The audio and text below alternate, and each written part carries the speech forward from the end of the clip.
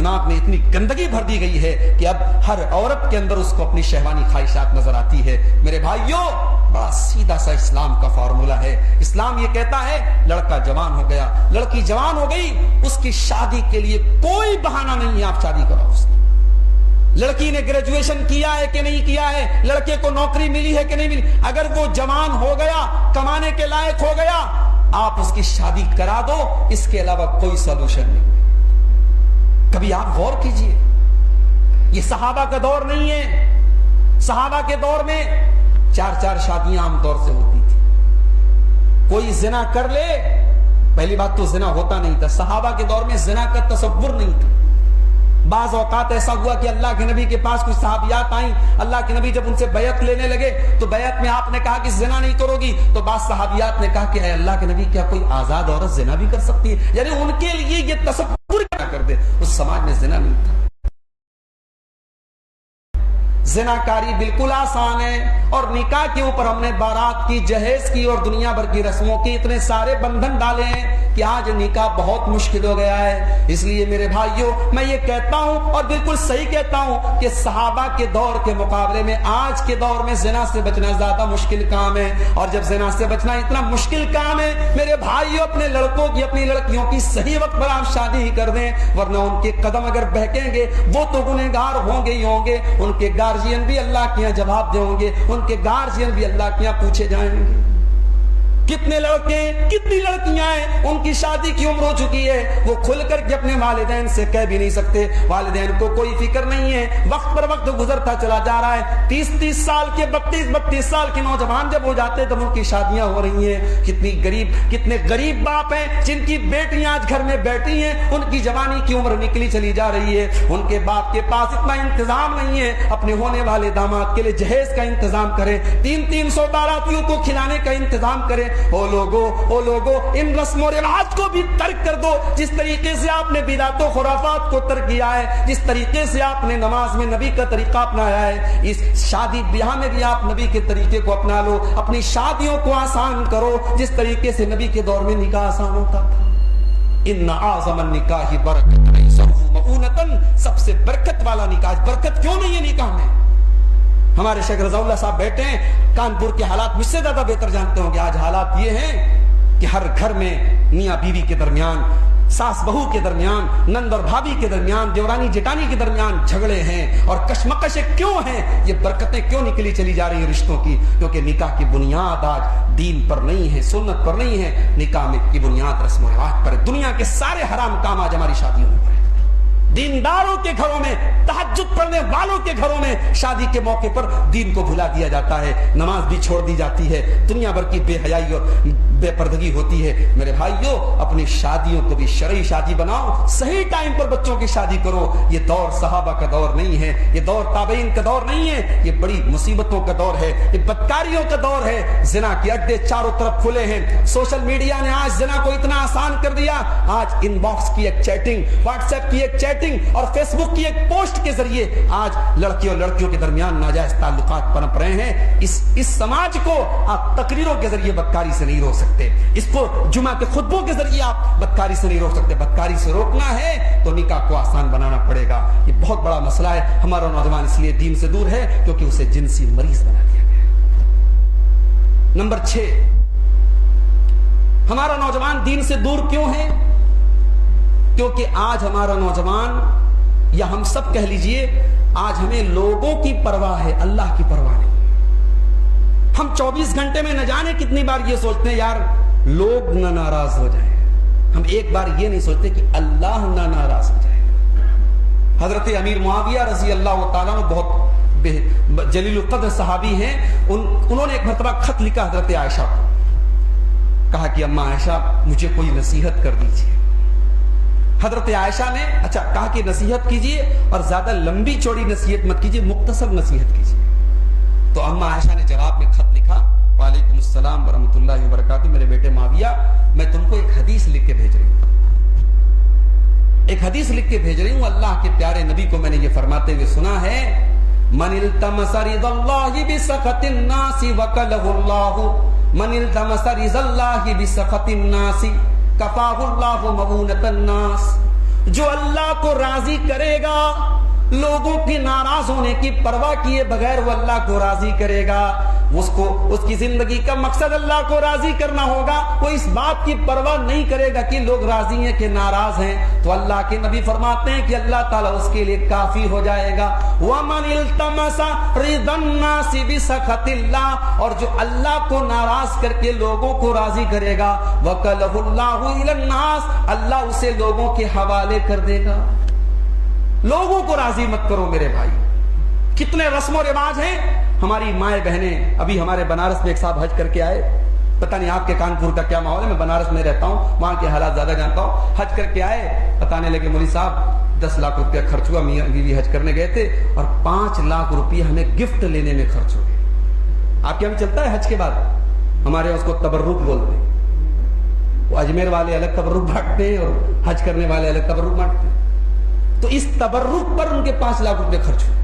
اب حج جیسی عبادت کو ہم نے رسم و رواج سے اتنا مشکل بنا دیا۔ اب بیچارہ جو انسان زندگی میں حج، ابھی آپ نے وہ نظم سنی نا مکہ کے اوپر کعبے کا منظر، اللہ اکبر، جو انسان سنتا ہے مسلمان، ہر مسلمان کے دل میں تمنا پیدا ہوتی ہے کہ اے اللہ مجھے بھی حج کی توفیق دے دے۔ تو اب آپ کو 10 لاکھ نہیں 15 لاکھ کا انتظام کرنا پڑے گا میاں بھی حج کرنے جانا ہے تو۔ ہم نے رسم و رواج کے ذریعے حج جیسی عبادت کو مشکل بنا دیا۔ اب ظاہر ہے اتنا پیسہ خرچ کر کے آدمی حج کر کے آیا ہے تو بیچارہ تو حاجی لگائے گا نا۔ ایک لطیفہ ہے، ایک صاحب بنیا کے یہاں سے ادھار لیتے تھے، بنیا کو نہیں دیتے تھے، بنیا بہت پریشان تھا، ان سے تقاضا کرتا تھا، یہ دیتے نہیں تھے، تو یہ جب حج کر کے آئے تو بنیا کے پاس پہنچے، کہا نکال اپنا رجسٹر۔ بنیا بہت خوش ہوا کہ لگ رہا ہے کہ آج جو ہے یہ میرا بقایا پورا چکتا کریں گے۔ نکالا انہوں نے رجسٹر، ان کا نام محمد احمد تھا، کہا کہاں لکھا ہے میرا نام، کہا لکھا ہے، کہا کہ حاجی محمد احمد کر، اس کو حاجی بڑھا دو، میں حج کر کے آ گیا۔ یعنی بقایا ابھی تک انہوں نے چکتا نہیں کیا لیکن حاجی لگا دیا۔ تو اتنا پیسہ خرچ کر کے لوگ آتے تھے اس لیے حاجی بھی لگواتے ہیں نام کے ساتھ، تو کوئی حاجی نہ گئے تو ناراض بھی ہو جاتے۔ تو میرے بھائی لوگوں کے ناراض ہونے کی پرواہ مت کرو، رسم و رواج کو توڑنے کی ہمت پیدا کرو۔ نبی اکرم کی سیرت میں آپ وہ واقعہ دیکھیے جب آپ نے کتنی خطرناک رسم کو توڑا تھا۔ اس دور میں اگر کوئی کسی بچے کو اڈاپٹ کر لے، گود لے لے، پرورش کر لے، اس کا سگا بیٹا مانا جاتا تھا اور اس کی بیوی اس کی بہو مانی جاتی تھی۔ اللہ کے نبی نے حضرت زید کو بیٹے کی طرح پالا تھا، اور جب ان کا نکاح حضرت زینب کے ساتھ ہوا اور حضرت زینب اور حضرت زید میں جو ہے آپس میں نبھ نہیں پائی اور طلاق کی نوبت آ گئی، تو اللہ نے اللہ کے نبی کو حکم دیا کہ اے محمد صلی اللہ علیہ وسلم، اب زید جب اپنی بیوی کو طلاق دے دیں گے اور زینب اپنی عدت گزار لیں گی تو اب زینب کا نکاح ہم آپ سے کرائیں گے۔ اس دور کے حساب سے حضرت زینب اللہ کے نبی کی بہو کا درجہ رکھتی تھی، گویا کہ اس زمانے کے رسم و رواج کے اعتبار سے بہو کا نکاح سسر سے ہونے کی بات ہو رہی تھی۔ کتنی خطرناک رسم تھی، لیکن اللہ نے اپنے نبی کے ذریعے اس رسم کا خاتمہ کروایا اور اللہ نے اعلان کروایا کہ کسی بیٹے کو پال لینے سے وہ تمہارا بیٹا نہیں ہو جاتا اور اس کی بیوی تمہاری بہو نہیں ہو جاتی۔ اللہ کے نبی نے حضرت زینب سے نکاح کیا اور اس طریقے سے اس رسم کو توڑا گیا۔ میرے بھائیوں، میری ماں اور بہنوں، آپ سے بھی بڑے ادب سے کہنا چاہتا ہوں، آپ کے گھر میں شادی ہو، لڑکی کی شادی ہو، لڑکے کی شادی ہو، اگر آپ جمعہ کے خطبے میں آتی ہیں، مسجد میں آتی ہیں، دین سے جڑی ہیں، تو اتنا گٹس اپنے اندر پیدا کیجیے، اتنی ہمت اپنے اندر پیدا کیجیے، رسم و رواج کی زنجیروں کو ختم کیجیے۔ شادی بیاہ پر ایسی رسمیں ہیں اللہ کی پناہ۔ شادی کے پہلے کتنے گھروں میں ہلدی کی رسم ہوتی ہے، تمام لڑکیاں ہلدی کلر کے کپڑے پہنتی ہیں اور دنیا بھر کا فنکشن ہوتا ہے، منگنی کی الگ رسم ہوتی ہے، شادی کی تاریخ طے ہوتی ہے، اس کی الگ رسم ہوتی ہے۔ نکاح کو آسان بناؤ، لوگوں کو راضی مت کرو، اللہ کو راضی کرو۔ لوگوں کا کیا ہے بھائی، لوگ کبھی راضی نہیں ہو سکتے۔ لوگوں کا تو حال یہ ہے کہ آپ کی تعریف کرنے کے لوگ مرنے کا انتظار کرتے ہیں۔ جس دن آپ مریں گے اور آپ کی قبر پہ لوگ مٹی ڈالیں گے، اس دن کہیں گے بہت اچھے آدمی تھے یار، بہت اچھے انسان تھے۔ زندگی میں بہت اچھے انسان کا لفظ سننے کے لیے آپ کو مرنا پڑے گا میرے بھائیوں۔ دنیا تو وہ ہے، دنیا کو راضی نہ کرو، اللہ کو راضی کرو۔ ایک دو پوائنٹ اور بیان کر کے بات ختم کرتا ہوں کیونکہ مجھے نکلنا بھی ہے۔ آج ہمارا نوجوان دین سے دور ہے میرے بھائیوں۔ اگر ہم اس کے اسباب پر غور کریں تو ایک سبب یہ بھی ہے، ہمارے نوجوانوں میں کمپٹیشن کی بھاونا ہے، ایک مقابلے کی بھاونا ہے، ایک آپس میں ایک دوسرے سے آگے نکلنے کی بھاونا ہے، مگر یہ بھاونا صرف دنیا کے لیے۔ میرے پڑوسی نے زمین خرید لی، میں کیسے زمین خریدوں؟ اس نے 1 کروڑ کمایا، میں کیسے 1 کروڑ کماؤں؟ یہ جذبہ تو ہے، غلط نہیں ہے، دنیا کے لیے بھی آپ یہ جذبہ رکھ سکتے ہیں، مگر اصل کمپٹیشن جو ہونا چاہیے صحابہ کرتے تھے وہ جنت کے لیے کرتے تھے میرے بھائی، آخرت کے لیے کرتے تھے۔ وَسَارِعُوا إِلَى مَغْفِرَةٍ مِّن رَّبِّكُمْ وَجَنَّةٍ عَرْضُهَا السَّمَاوَاتُ وَالْأَرْضُ أُعِدَّتْ لِلْمُتَّقِينَ۔ میرے بندو تم آپس میں ایک دوسرے سے کمپٹیشن کرو، مقابلہ کرو اللہ کی جنت کو پانے کے لیے، اللہ کی مغفرت کو پانے کے لیے۔ صحابہ کرام کو دیکھیے، اللہ کے پیارے نبی صحابہ کے ساتھ بیٹھے ہوئے، آپ نے پوچھا کہ کیا آپ لوگوں میں سے کوئی ایسا بھی ہے جو روزہ رکھ کر کے آیا ہے روزے کی حالت میں؟ حضرت ابو بکر صدیق نے کہا ہاں اللہ کے نبی میں روزے کی حالت میں ہوں، میں نے نفلی روزہ رکھا ہوا ہے۔ پھر آپ نے پوچھا من اطعم منکم اليوم مسکینا، کیا آپ لوگوں میں سے کوئی ایسا بھی ہے جس نے کسی غریب کو کھانا کھلایا ہو؟ پھر حضرت ابو بکر صدیق نے کہا اللہ کے نبی میں نے غریب کو کھانا بھی کھلایا ہے۔ پھر آپ نے پوچھا من عاد منکم اليوم مریضا، کیا کوئی ایسا بھی ہے جس نے کسی بیمار کی عیادت کی ہو؟ ہاں اللہ کے نبی۔ پھر ابو بکر صدیق کا ہاتھ اٹھا، ہاں اللہ کے نبی میں نے بیمار کی عیادت بھی کی ہے۔ کیا آپ لوگوں میں سے کوئی ایسا ہے جو کسی مسلمان کے جنازے میں شامل ہوا ہو؟ پھر ابو بکر صدیق کا ہاتھ اٹھا، ہاں اللہ کے نبی میں ایک مسلمان کے جنازے میں بھی شامل ہوا ہوں۔ آپ نے فرمایا مجتمعنا فی امرئ الا دخل الجنہ، یہ تمام کی تمام نیکیاں اگر کسی ایک انسان کے اندر اکٹھا ہو جائیں وہ ضرور جنت میں جائے گا۔ یہ تھے صحابہ، نیکیوں کو تلاش کرتے تھے، مجھے نیکی کرنے کا کیسے موقع ملے۔ میرے بھائیوں، آج دولت والے جن کو اللہ نے کروڑوں کی دولت سے نوازا ہے، آج جب دین کے راستے میں خرچ کرنے کی بات آتی ہے تو دل ایک دم چھوٹا ہو جاتا ہے، دل تنگ ہو جاتا ہے۔ کتنے ہمارے نوجوان ہیں جن کے پاس دنیا کا ٹیلنٹ ہے، اپنے ٹیلنٹ کے ذریعے وہ دین کی خدمت کر سکتے ہیں مگر نہیں کرتے۔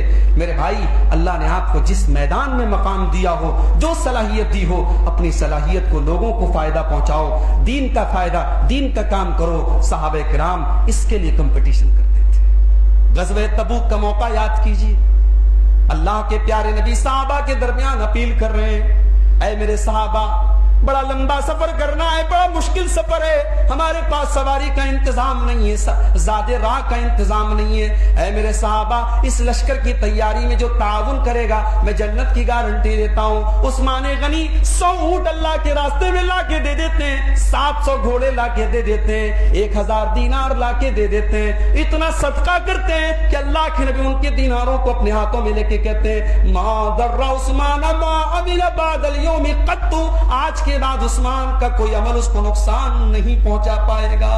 اسی موقع پر حضرت عمر فاروق کہتے ہیں میرے دل میں یہ تمنا پیدا ہوئی، ہمیشہ نیکیوں کے معاملے میں ابو بکر کا نمبر آگے آ جاتا ہے، آج میرا نمبر آگے آئے گا، آج میں ٹاپ کر کے دکھاؤں گا۔ حضرت عمر گھر آتے ہیں اور اپنے گھر کا سارا مال اکٹھا کرتے ہیں اور سارے مال کو 2 حصوں میں ڈیوائیڈ کرتے ہیں، آدھا گھر چھوڑ دیتے ہیں، آدھا اللہ کے نبی کے پاس لے کے آتے ہیں۔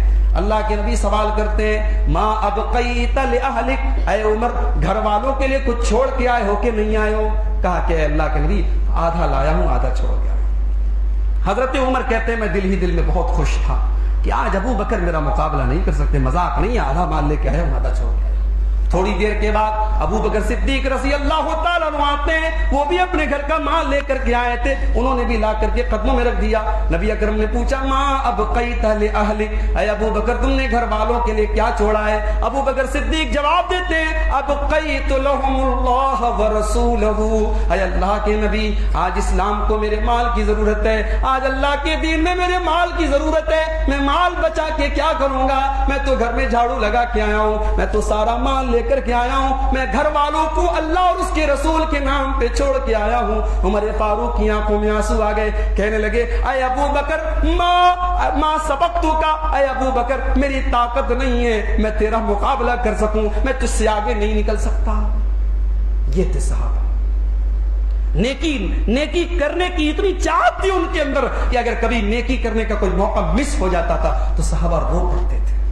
وہی غزوہ تبوک کا موقع تھا، ایک صحابی ایک یہودی کے یہاں کام کیا کرتے تھے، انہوں نے سنا کہ اللہ کے نبی نے چندے کی اپیل کی ہے، رات بھر اس یہودی کے کھیت میں پانی ڈالتے ہیں، اس کے کھیت میں کام کرتے ہیں اور صبح ایک ٹوکری کھجور لے کے آتے ہیں۔ اے اللہ کے نبی، یہ ایک ٹوکری کھجور میری محنت کی کمائی ہے، میری رات بھر کی محنت کی کمائی ہے، اے اللہ کے نبی یہ چھوٹا سا ہدیہ قبول کر لیجئے، اس چندے کو قبول کر لیجئے۔ منافقوں نے مذاق اڑایا، دیکھو یہ ایک ٹوکری کھجور لا کر کے غزوہ تبوک کا انتظام کرنا چاہتے ہیں۔ اللہ کے نبی نے فرمایا کہ خبردار، ان کا مذاق نہ اڑاؤ، اس ایک مٹھی یا دو مٹھی اس گیہوں کی یا کھجور کی یا جو کی تم قیمت کو کیا جانو، تم احد پہاڑ کے برابر بھی سونا خرچ کر دو تو اس کے برابر نہیں پہنچ سکتے۔ یہ جذبہ تھا صحابہ کے اندر۔ اس میں کچھ صحابہ ایسے بھی تھے جو بیچارے بڑے غریب صحابہ تھے، مزدور صحابہ تھے، اللہ کے نبی کے پاس آئے، اے اللہ کے نبی ہم آپ کے ساتھ جانا چاہتے ہیں غزوہ تبوک۔ آپ نے فرمایا میرے پاس سواری کا انتظام نہیں ہے، اگر آپ لوگوں کے پاس اپنی سواری ہے تو لے کے آ جاؤ، ورنہ میں ساتھ میں لے کے نہیں چل سکتا۔ اب وہ غریب لوگ تھے، سواری کا انتظام نہیں تھا ان کے پاس، کہاں سے لاتے؟ بیچاروں کے دل میں تکلیف ہوئی کہ کاش ہمارے پاس اتنی طاقت ہوتی کہ آج ہم نبی کے ساتھ اس غزوے میں شامل ہوتے۔ ان کے دل میں تکلیف ہوئی، آنکھوں میں آنسو چھلک پڑے، لیکن نبی کے سامنے انہوں نے آنسو نہیں گرائے۔ جب پلٹ گئے ان کی آنکھوں سے آنسو بہنے لگے۔ اللہ نے، عرش والے نے ساتوں آسمان کے اوپر سے ان کے آنسوؤں کو ریکارڈ کیا اور قرآن کے اندر بیان کیا۔ فرمایا وَلَا عَلَى الَّذِينَ إِذَا مَا أَتَوْكَ لِتَحْمِلَهُمْ قُلْتَ لَا أَجِدُ مَا أَحْمِلُكُمْ عَلَيْهِ تَوَلَّوْا وَأَعْيُنُهُمْ تَفِيضُ مِنَ الدَّمِ حَزَنًا أَلَّا يَجِدُوا مَا يُنْفِقُونَ۔ اے میرے نبی، آپ کے وہ صحابہ جو آپ کے پاس آ کر کے غزوہ تبوک میں جانے کی اجازت مانگ رہے تھے اور آپ نے کہا کہ میرے پاس سواری کا انتظام نہیں ہے، اے میرے نبی جب آپ کے پاس سے وہ جانے لگے ان کی آنکھوں میں آنسو بہنے لگے، وہ تڑپ کر کے رونے لگے، ان کو اس بات کا ملال تھا کہ کاش ہمارے پاس بھی اتنی طاقت ہوتی، ہم بھی اللہ کے راستے میں خرچ کرتے۔ اے نبی وہ پلٹ کر کے رو رہے تھے، آپ نے ان کو روتے ہوئے نہیں دیکھا، مگر اے نبی ہم نے دیکھا وہ رو رہے تھے۔ وہ بھاونا آج ہمارے اندر نہیں ہے میرے بھائی، ہمارے نوجوانوں کے اندر نہیں ہے۔ اللہ وہ جذبہ ہم سب کے اندر پیدا کر دے۔ میرے بھائیوں، کمپٹیشن کا جذبہ دین کے لیے آپ پیدا کیجئے، آخرت کے لیے پیدا کیجئے۔ اور آخری بات، ہمارا نوجوان دین سے دور کیوں ہے؟ کیونکہ دین سے دور اس لیے ہے کہ دین سے قریب کرنے والے جو علماء ہیں وہ ان سے دور ہے۔ اللہ نے ہر دور میں علماء حق کو رکھا ہے جن کا کام ہے لوگوں کو حق بات بتانا۔ اور یہ بات یاد رکھو، اللہ کا وعدہ ہے جب تک دنیا میں اصلاح کرنے والے رہیں گے اللہ ہلاک نہیں کرے گا۔ جب اصلاح کرنے والے ختم ہو جائیں گے، جب غلط کو غلط کہنے والے ختم ہو جائیں گے، جب منبروں سے اور محرابوں سے اور تقریروں سے غلط کو غلط کہنے والے بھی ختم ہو جائیں گے، اس دور میں پھر قیامت بہت قریب آ جائے گی۔ اللہ نے قرآن میں فرمایا وَمَا كَانَ رَبُّكَ لِيُهْلِكَ الْقُرَىٰ بِظُلْمٍ وَأَهْلُهَا مُصْلِحُونَ۔ اے نبی، آپ کا رب کسی بستی کو ہلاک نہیں کرے گا جب تک اس بستی کے اندر اصلاح کرنے والے موجود ہوں۔ جب تک اصلاح کرنے والے، امر بالمعروف اور نہی عن المنکر کا کام کرنے والے رہیں گے، اللہ بستیوں کو ہلاک نہیں کرے گا۔ اس لیے میرے بھائیوں، اصلاح کرنے والوں کی قدر کرو، اپنے علماء کی قدر کرو، اپنے علماء سے جڑو۔ آج یہ بڑا فتنوں کا دور ہے، سوشل میڈیا کا دور ہے، آج علم کے نام پر بہت کچھ پروسا جا رہا ہے۔ کہیں محبت اہل بیت کے نام پر صحابہ کی نفرت پروسی جا رہی ہے، کہیں محبت رسول کے نام پر بدعت کا چورن پیش کیا جا رہا ہے، کہیں جھوٹے نبیوں کا معاملہ پیش کیا جا رہا ہے، کہیں حدیث کا انکار